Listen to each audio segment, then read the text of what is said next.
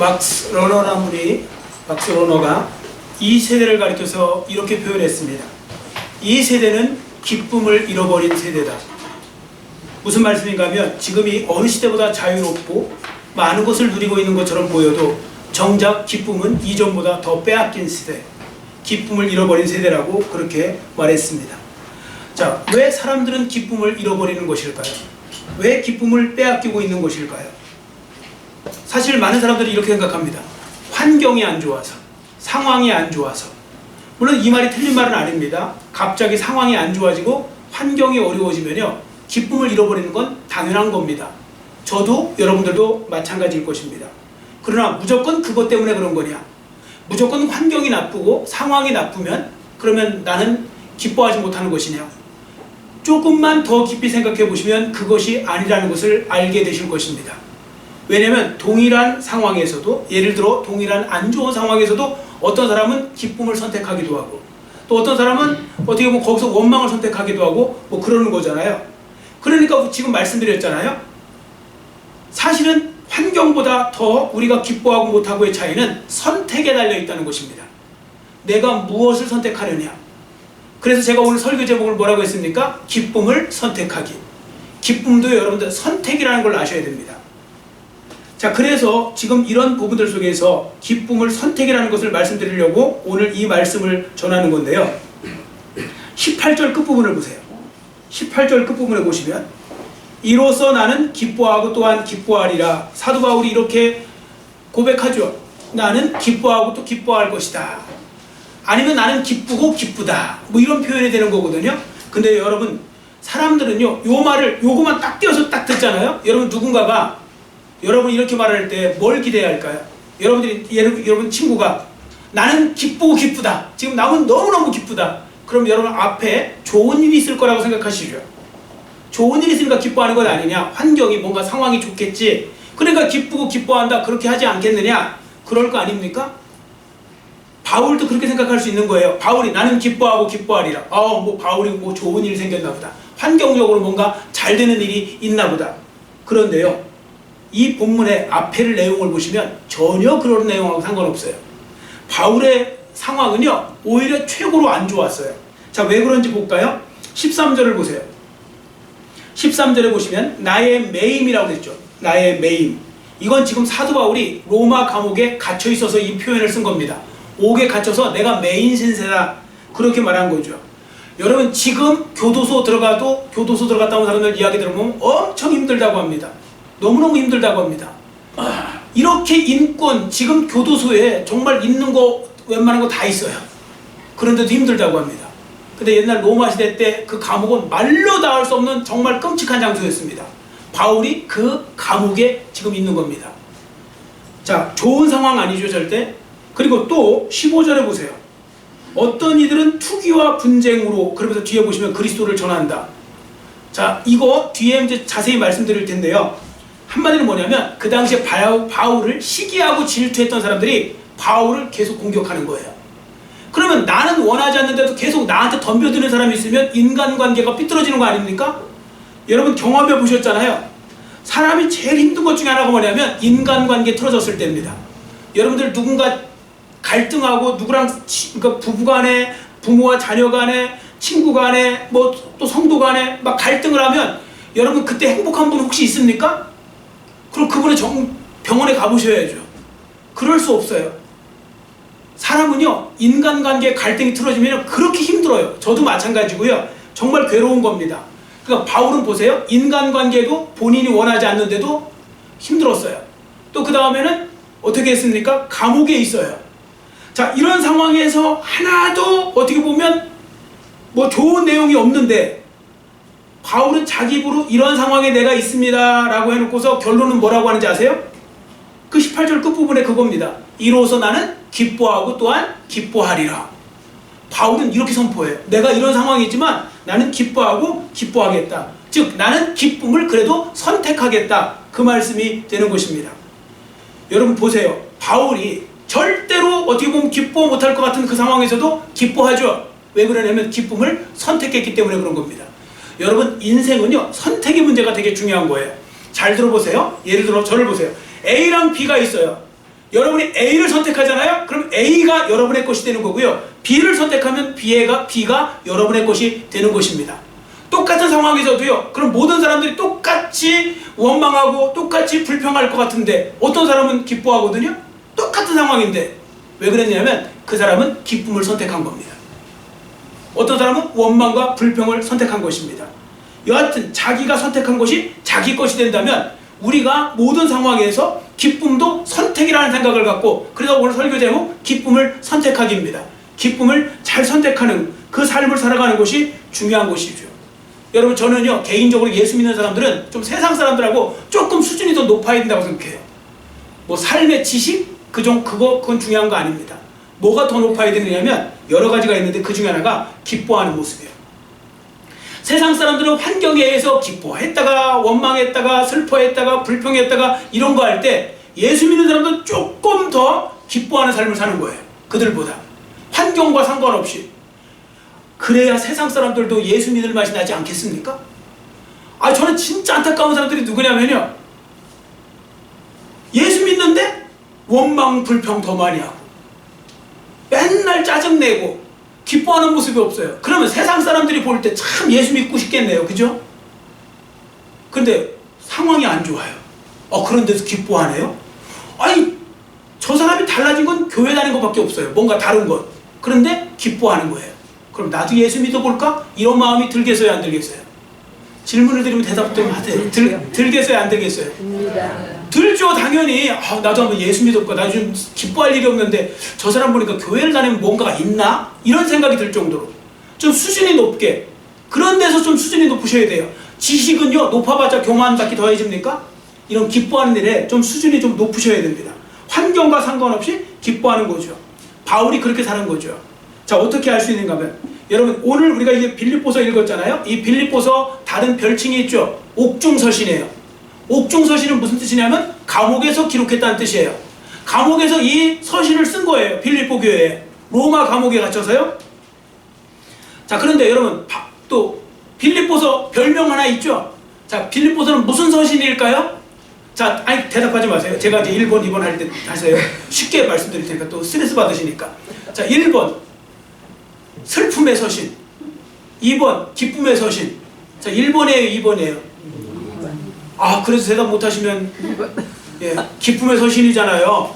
빌립보서가 기쁨의 서신에 별명이 기쁨의 서신. 근데 이게 놀랍게도 어디서 기록됐어요? 감옥에서요. 감옥에서 인간관계도 막 힘들고 그러는데 그런 속에서도 나는 기뻐하겠다, 이렇게 바울이 선포를 하거든요. 그래서 놀라운 거예요. 상황과 환경과 상관없이 바울이 그렇게 쓰는 건 기쁨을 선택한 거예요. 여러분, 기쁨을 선택하시기를 축원합니다.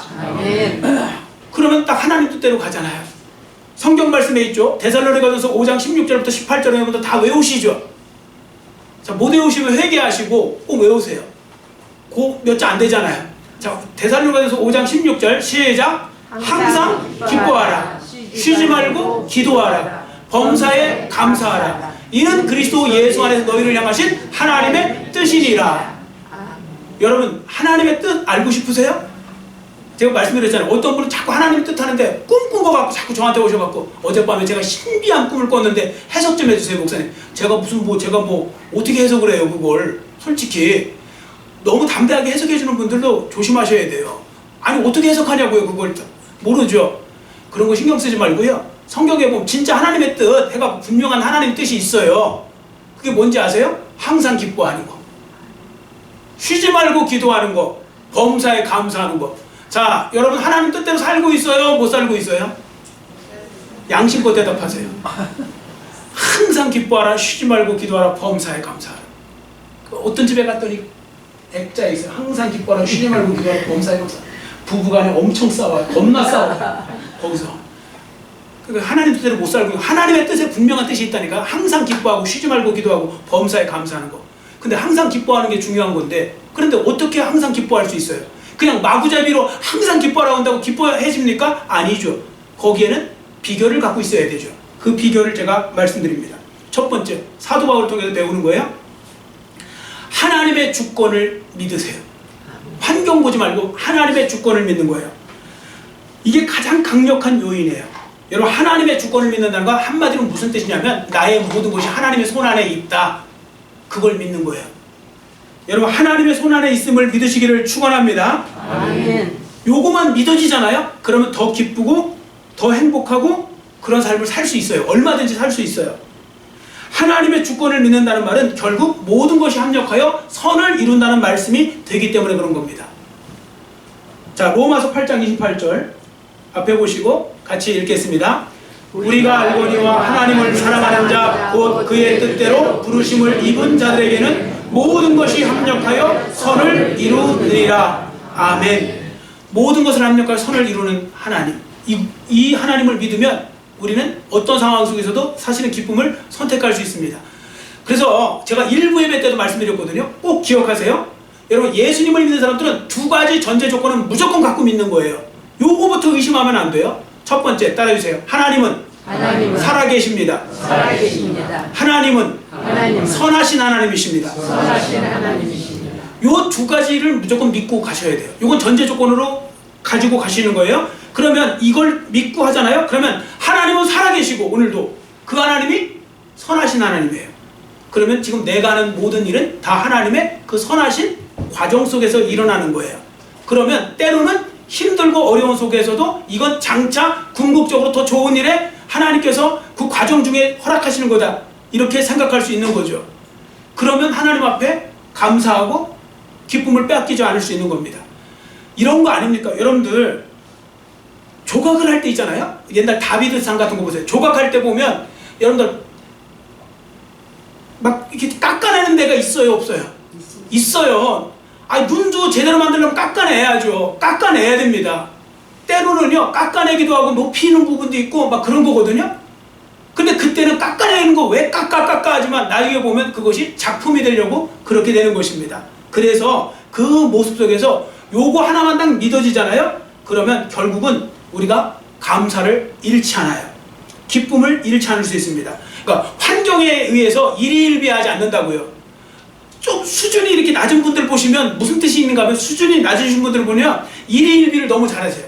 조금 뭐 좋은 일 생기면 뭐 세상 다 얻은 것처럼 막 이랬다가 조금 뭐 더 이러면 또 뭐 세상 다 잃은 것처럼 이랬다가 이랬다 저랬다 이랬다 저랬다 그러지 마시고요.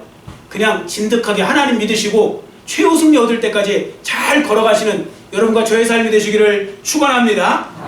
결국은 그렇게 하나님께서 만들어 가실 거고요. 그래서 그러면 그게 믿어지면요, 우리가 이 과정도 하나님이 선한 어떤 역사 속에서 일어나는 걸 거다라고 생각하고, 그래서 금세 우리는 기쁨을 회복할 수 있는 거예요.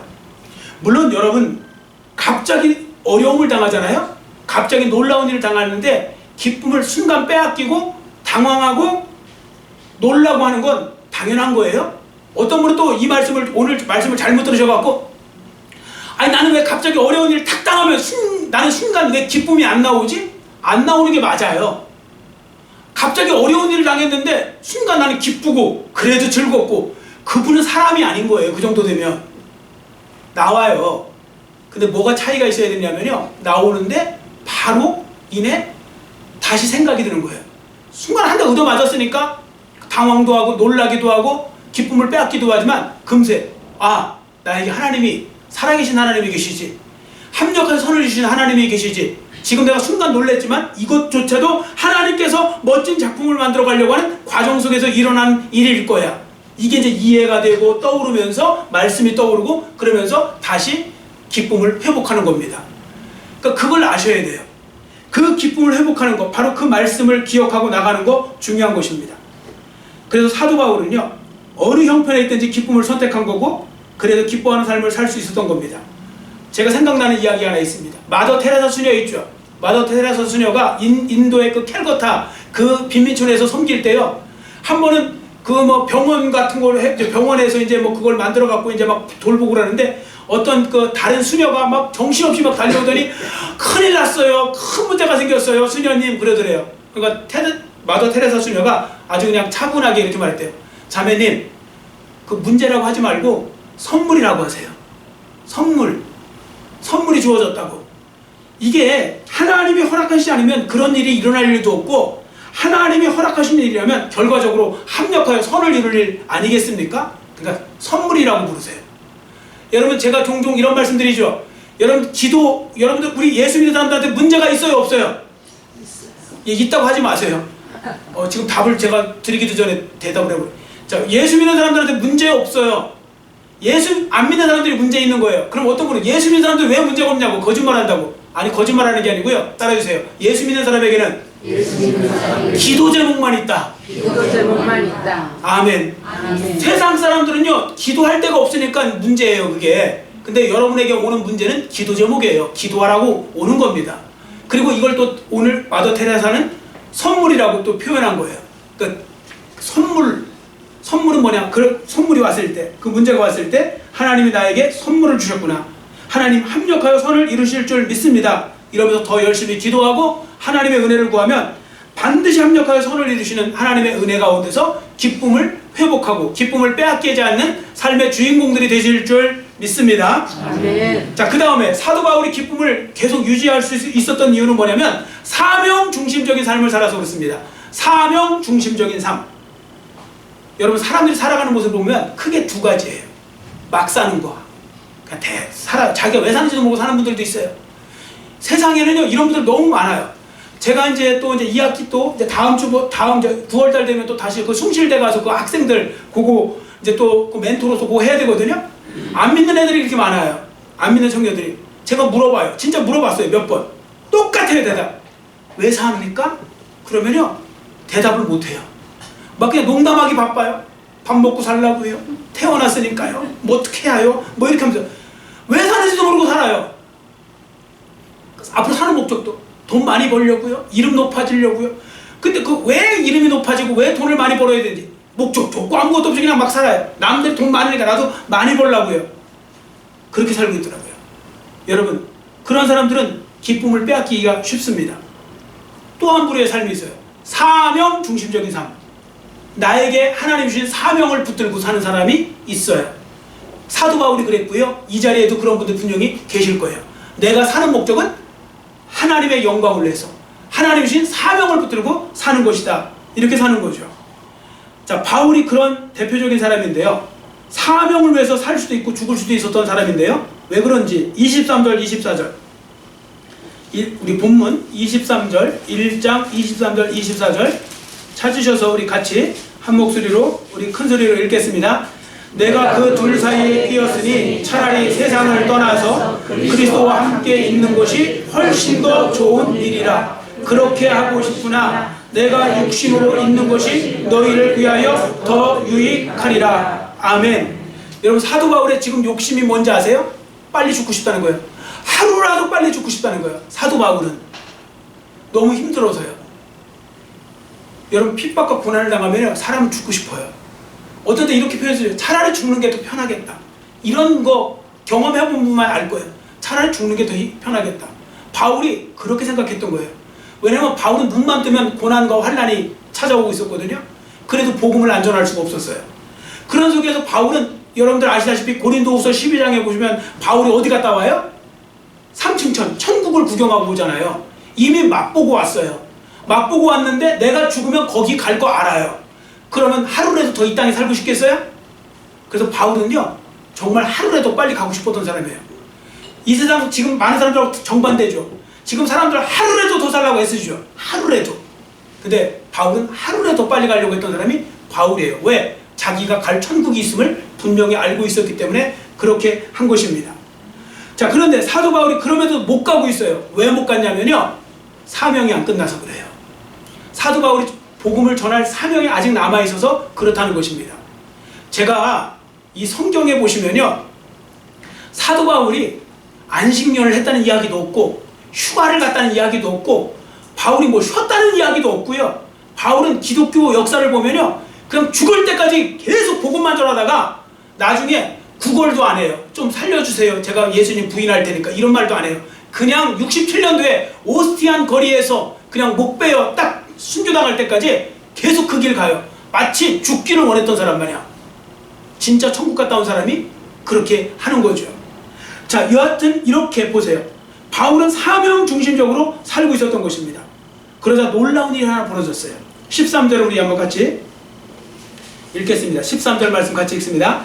이러므로 나의 매임이 그리스도 안에서 모든 시위대 안과 그 밖에 모든 사람에게 나타났으니 아멘. 시위대 사람에게 복음이 전해졌대요. 또 어떤 분은 또 잘 또 이해를 못하셔가지고 시위대 했더니 무슨 대목군들을 이야기한 그거 말하는 그 시위대 말고요.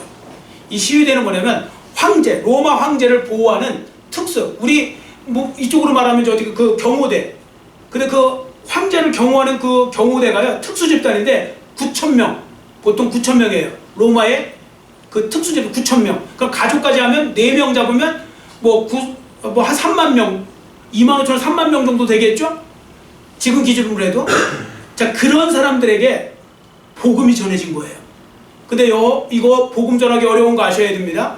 그 당시 초대교회가 그들한테 복음을 전할 수 있는 길이 전혀 없어요. 그들은 특수 집단이에요. 그들을 만나고 싶어도 만날 수가 없어요. 따로 사는 거예요. 우리 궁궐에 따로 살듯이. 자, 그러니까 전할 수가 없는데 바울이 지금 그 복음을 전하게 된 거예요. 왜 전했느냐면 지금 바울이 여러분들 아시다시피 지금 로마에 왜 갔어요? 죄수로 잡혀갔죠? 그 잡혀간 이유가 복음 전하는 문제 때문에 유대인들하고 부닥치다가 복음 그 죄목을 가지고 갔죠. 그래서 법정에 섰어요. 바울이 법정에 서면 다른 이야기 할 게 없고 왜 내가 여기 잡혀왔는지를 이야기해야 되잖아요. 그럼 내가 믿는 예수님부터 어떻게 해서 여기까지 와게 됐는지를 쭉 이야기하다 보면 복음이 자동적으로 전해지는데 성령이 역사하시니까 거기서 예수 믿는 사람들이 나타나는 거예요. 그 복음, 그 재판, 그 심리 듣다가 그 변론 듣다가요 예수 믿는 사람이 나타나는 거예요. 바울이 그걸 경험한 거예요. 그랬더니 바울이 지금 뭐라고 합니까? 바울이 나는 그것 때문에 너무너무 기쁘다는 거예요. 여러분 사실요 바울의 입장에서 잘 보세요. 다시 한번 선택할 수 있는 2가지 옵션을 말씀드릴게요. 첫 번째는 뭐냐면 바울이 이렇게 할 수 있어요. 하나님 앞에 원망할 수 있어요. 하나님 너무하신 거 아닙니까? 제가 뭐 다른 거 뭐 한 거 있습니까? 제가 뭐 혜택 본 거 있습니까? 저는 복음만 전했잖아요. 예수님이 주님이시라고 하나님은 살아계시다고 복음 전했으면 하나님 적어도 상은 못 주실 망정 저를 이렇게 감옥까지 가게 하시는 건 아닌 거 아닙니까? 제가 예수님을 그래도 복음을 열심히 전했는데 이거 너무한 거 아닙니까? 이렇게 할 수 있어요 없어요? 할 수 있어요. 그리고 여러분들 같으면 그렇게 했겠어요 안 했겠어요? 했겠어요. 제가 볼 때는 많이 했어요. 솔직히 다 해요. 다. 요 상황 되면요 시험 들어서 교회도 안 나와요. 난 다신 교회 안 나올 거예요. 이러려고 내가 예수 믿어? 그랬을 거요. 근데 바울은 그렇게 하지 않아요. 오히려 바울이 한 일은 뭔지 아세요? 바울이 거기서 기뻐하겠다는 거예요. 왜 기뻐하느냐? 내 몸은 지금 고단하고 감옥 생활하지만 이거 여기 잡혀 들어오는 바람에 시위대 사람들한테 복음이 전해지니 예수님을 믿는 사람들이 생겨나니 나는 기쁘고 기쁘다. 기쁨을 선택해버리는 거예요. 이게 놀라운 일이 아니겠습니까? 자, 그러니까 여러분들 기쁨은 선택하는 것이 맞아요. 그리고 잘 생각하는 것이 중요해요. 근데 그 중에 하나가 뭐냐면 사명 중심. 사명이 이루어져가면 그것 때문에 기쁘고 즐거운 거예요. 아니, 부모님들도 요건 이해 못하셔도 요건 이해하시는 분 있잖아요. 본인이 엄청 몸으로 고생하면서 했는데 그래서 자식을 키웠는데 자식이 막 잘 자라가요. 그러면 그때 기뻐요 안 기뻐요? 내가 얘를 낳지 말았어야 돼. 뭐 이런 사람이 있어요? 아니죠. 그냥 기쁘잖아요. 기쁘다고요. 그게 왜? 내가 내 일을 그 사명이 애를 키우는 거라고 생각하니까 그런 거죠.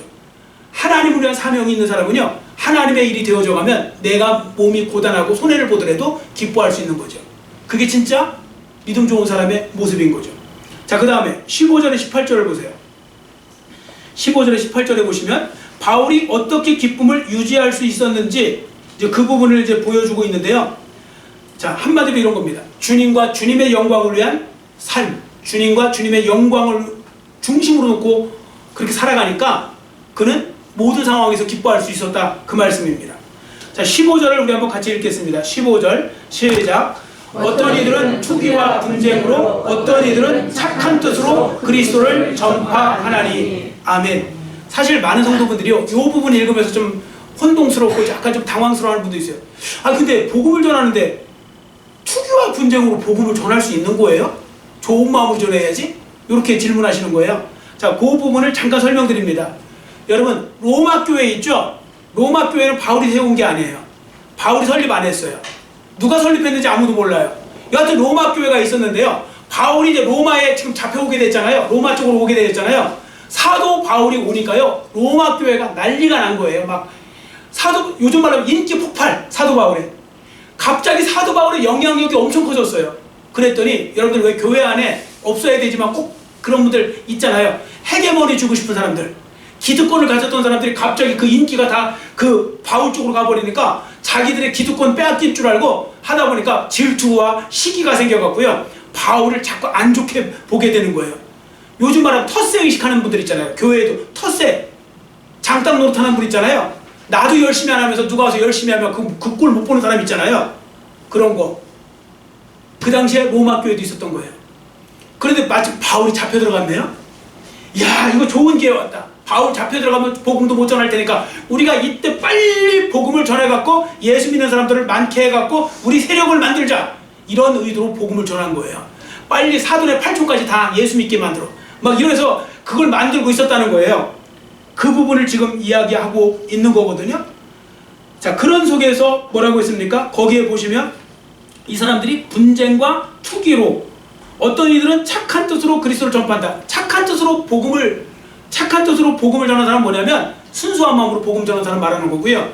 여기서 분쟁과 투기는 바로 그런 상황에서 복음을 전한 것입니다. 자, 그러면 여러분이 바울이라고 생각하시면 이렇게 복음 전하는 모습 보면 기뻐할 수 있어요? 화가 나시든지 아니면 기분 나쁘시겠어요? 아니, 여러분이 사도 바울이었다면요, 여러분을 더 곤경에 빠뜨리기 위해서 일부러 복음을 전해요. 그럼 여러분들 같으면 이거 완전히 왼수네? 그러지 않겠어요? 그런데요, 바울이 이렇게 말해요. 자, 18절을 한번 같이 읽겠습니다. 18절 같이 읽습니다.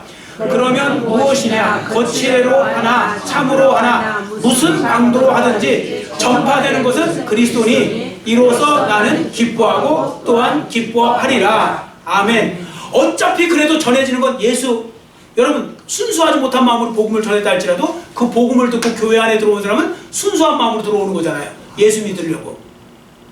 그러니까 바울은요, 예수님만 전해지면 나는 괜찮다는 거예요. 나를 밟던지 뭐 욕하던지 나를 뭐 적대적으로 삼던지 상관없다 이거예요. 이렇게 마음먹을 수 있었던 것은 바울의 사는 목적은 주님의 영광에 있어서 그래요. 자기한테 있는 게 아니에요. 여러분들 왜 되게 사람들 잘 부닥치는 사람들 있죠, 교회 안에서도. 못 견디는 사람들 있죠. 막 조금만 막 싸우고 맨날 이러는 분들 있죠. 그 사람들은 입으로 하나님의 영광 되게 이야기를 많이 할 거예요. 근데 아니에요. 그거 거짓말이에요. 100%. 하나님의 영광을 위한 사람은 안 싸워요. 내 영광을 살아서 그래요.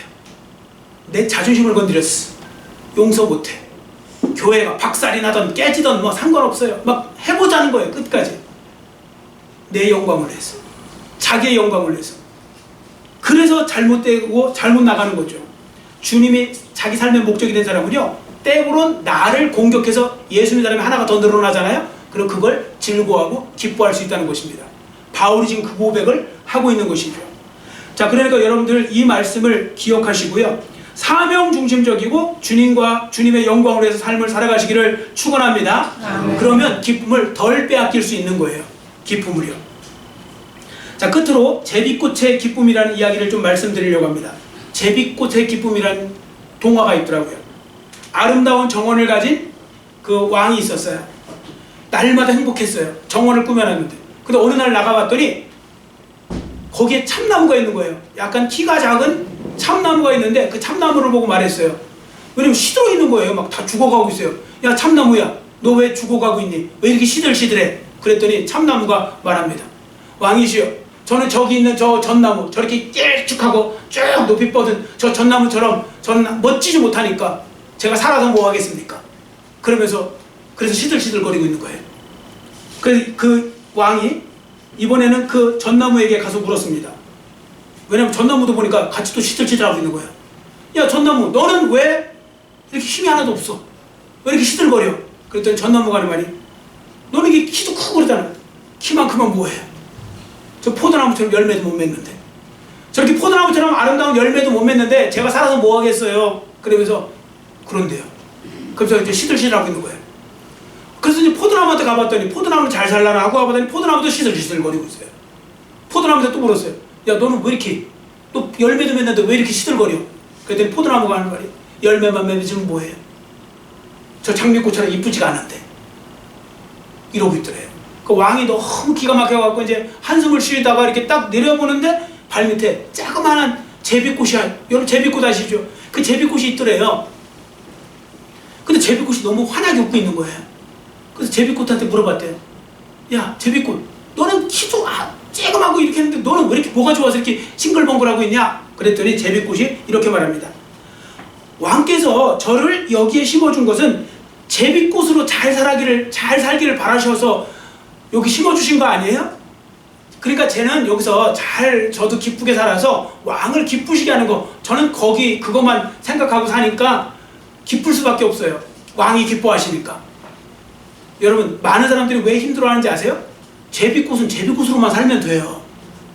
근데 자꾸 제비꽃인데 참나무가 되려고 하고 포도나무가 되려고 하고 전나무가 되려고 하고 장미꽃이 되려고 하고 이러고 있으니까요.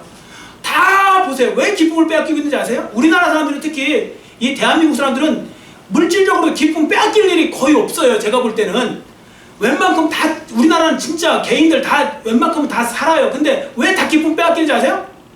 자꾸 딴 나무를 봐서 그래요. 자기도 더 큰 나무를 봐서 그래요. 스스로 기쁨을 빼앗기고 살고 앉아있어요. 그런 거 하지 마세요. 예수님 사람들은. 우리는 뭐만 하면 돼요? 제비꽃처럼 나한테 주신 것만 갖고 살면 돼요. 자꾸 큰 걸 바라보고 다른 걸 바라보면요, 사람은 기쁨을 빼앗기기 쉬워요. 그러니까 저도 목회자로서 마찬가지입니다. 제가 맨날 목회자, 일부가 그럴 수 있어요.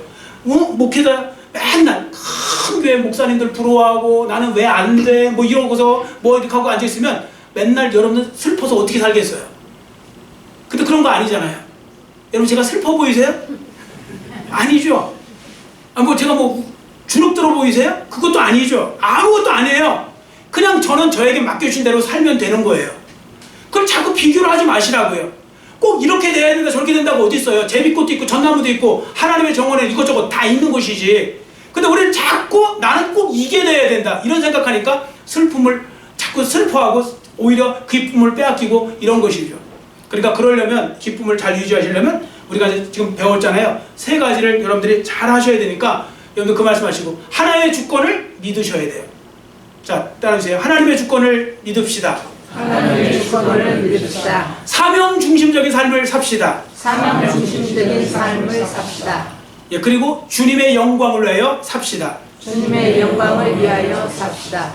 요거 세 가지만 잘하잖아요? 그러면 여러분들 기쁨을 덜 빼앗기실 거예요. 여하튼 예수 믿는 사람들은, 적어도 예수 믿지 않는 사람보다는 더 기뻐하는 삶의 주인공들 모두가 되시기를 간절히 빌고 원합니다. 아멘. 기도하겠습니다. 사랑의 하나님 아버지, 감사합니다. 오늘 말씀을 통하여 기쁨을 선택하기라는 제목으로 하나님의 음성을 들었습니다. 기쁨도 환경에 의해서 우리가 좌지우지되는 것처럼 보여도 정작 조금 더 깊이 들어가면 기쁨도 선택이라는 것을 우리가 배우게 됩니다. 하나님, 어떤 상황 속에서도 기쁨을 선택하려고 했던 사도 바울처럼 우리도 어떠한 상황 속에서도 기쁨을 선택하기 위해서 힘쓰고, 그렇게 하기 위해서 열심히 훈련받고 열심히 훈련할 수 있는 우리 모두가 되기를 원하오니 하나님 은혜 베풀어 주시고, 이 시간 다시 한번 이 말씀을 기억하고 항상 앞으로도 기쁨을 잘 선택해 나가는 하나님의 자녀들 모두가 될 수 있도록 은혜 도하여 주시옵소서. 예수님의 이름으로 간절히 축복하오며 기도드렸사옵나이다. 아멘.